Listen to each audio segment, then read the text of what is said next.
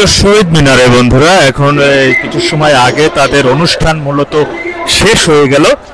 তো দেখলাম যে জনাব নাসির উদ্দিন পাটোয়ারি, যিনি নাগরিক কমিটির জাতীয় নাগরিক কমিটির সভাপতি আছেন এবং তিনি মূলত এই ছাত্রদের সমন্বয়কদের অন্যতম একজন গুরুত্বপূর্ণ সমন্বয়ক হিসেবে তিনি দায়িত্ব পালন করেন। তার বক্তব্যে তিনি বললেন যে ৭২-এর সংবিধানকে অবশ্যই বাদ দিতে হবে, ৭২-এর সংবিধান কবর দিতে হবে এবং নতুন যে সংবিধান, সে নতুন সংবিধান আগামী ১৫ই জানুয়ারির মধ্যে নতুন সংবিধান তাদের দিতে হবে এবং তারা নতুন সংবিধান করবে, অর্থাৎ ৭২-এর সংবিধান বাদ। আপনারা জানেন যে এরই মধ্যে কিন্তু যে কেমনটা লাগে চিন্তা করেন যে তারা যেখানে ৩০ লক্ষ শহীদ এবং রক্তের যে ৩০ লক্ষ শহীদের বিনিময়ে এবং ২ লক্ষ মা বোনের সশ্রমের বিনিময়ে যে সংবিধান হয়েছিল, সেই সংবিধানকে তারা কবর দিতে চাচ্ছে। আসলে এই যে একটু ঔদ্ধত্যপূর্ণ একটি কথা, ঔদ্ধত্যপূর্ণ একটি মন্তব্য তারা করেছেন, এটি সত্যি কথা। এটিকে আপনারা কিভাবে দেখছেন জানেন যে বিগত দিনে কিন্তু এটি নিয়ে প্রচুর পরিমাণের সমালোচনা হচ্ছে চারিদিকে। তারপরেও আপনারা জানেন যে আজকে মূলত সেই সংবিধান ঘোষণার কথা ছিল, কিন্তু পরবর্তীতে সেই জিনিসটা তারা কিন্তু সেই ঘোষণাটাই কিন্তু আসেনি। আপনারা জানেন যে বিভিন্নভাবে সেই বিষয়টিকে তারা বাদ দিয়েছিল, তারা সেই সংবিধান, তারা সেই ঘোষণাটি দেয়নি আপনারা জানেন। কিন্তু পরবর্তীতে সেখানে আমরা দেখেছি যে সরকার সেটি দায়িত্ব নিয়েছেন যে তারা সেই ঘোষণা দিবেন এবং সরকার নাকি তাদের পক্ষ হয়ে, যে সরকারের পক্ষ থেকে মূলত সেই ঘোষণাটি আসবে, সেই কথাটি বারবার বলা হয়েছিল। কিন্তু এখন হচ্ছে কথা যে এখানে যে ৭২-এর সংবিধান সম্পর্কে আপনারা জানেন যে বিএনপির সিনিয়র যিনি স্থায়ী কমিটির সিনিয়র সদস্য মির্জা আব্বাস সাহেব, তিনি বলেছেন যে আফসোস এবং রক্ত গরম হয় এবং মেজাজটা তখনই আমি হারিয়ে ফেলি যে যখন ওরা বলে যে ৭২-এর সংবিধান ওরা কবর দিয়ে দেবে, সেই সংবিধান তারা কবর দিয়ে দেবে এবং নতুন করে সংবিধান করবে। আসলে এই জিনিসটাকে কোনোভাবেই কিন্তু মেনে নেওয়ার মতো না। বিশেষ করে যারা ৭২-এ বিশ্বাসী, বিশেষ করে যারা পাকিস্তান বিরোধী বিশ্বাসী, ৭১-এর মহান মুক্তিযুদ্ধের চেতনায় বিশ্বাসী, তারা কখনোই কিন্তু এই বিষয়টিকে মানবে না।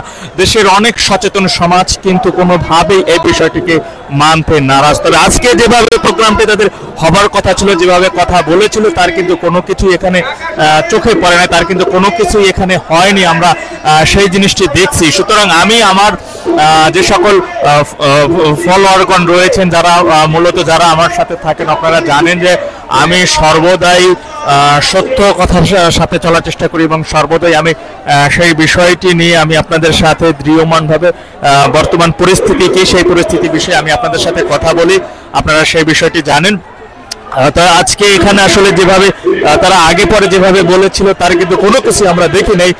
শুধু এখন আমি একটা কথাই বলতে চাই বা বলতে পারি যে ৭২-এর সংবিধানটি কিন্তু কোনো কি বলে স্রোতের ধারা পানির সাথে ভেসে আসা, কোনো নদীর পানিতে ভেসে আসা সংবিধান নয়। ৭২-এর সংবিধান এরকমের ৩ দিন আন্দোলন করে সেই আন্দোলনে কিন্তু বিজয় অর্জন হয়েছে, সেই বিজয় অর্জিত সেই সংবিধান নয়। মাথায় রাখতে হবে যে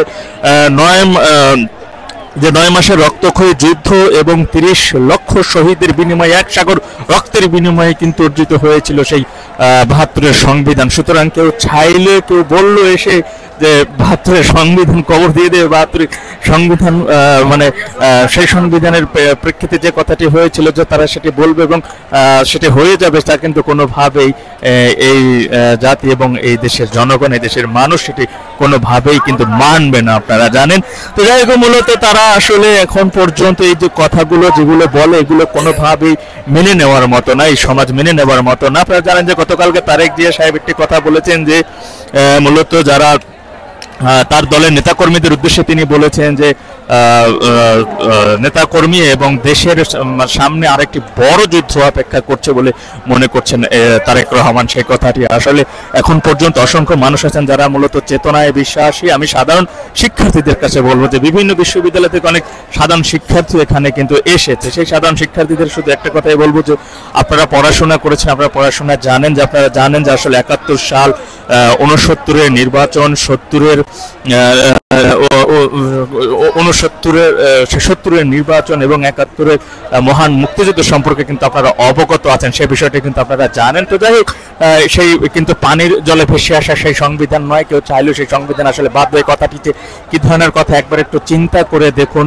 এবং এখানে আরেকটি কথা শুনছি যে তারা বলতেছে যে বাংলাদেশ স্বাধীন হয়েছে ২৪ সালে, ২০২৪ সালে নাকি বাংলাদেশ স্বাধীন হয়েছে। ভাই, এরকমের অভ্যুত্থান ভাই অনেকবার হয়েছে বাংলাদেশে এখন পর্যন্ত। গণ অভ্যুত্থান, সেনা অভ্যুত্থান বাংলাদেশ সৃষ্টি ৫৩ বছর পরে অনেক হয়েছে এবং আমরা সেটি দেখেছি, কিন্তু এমন অধ্যত্বপূর্ণ এবং আজগুবি কথা কিন্তু আমরা কখনো শুনিনি।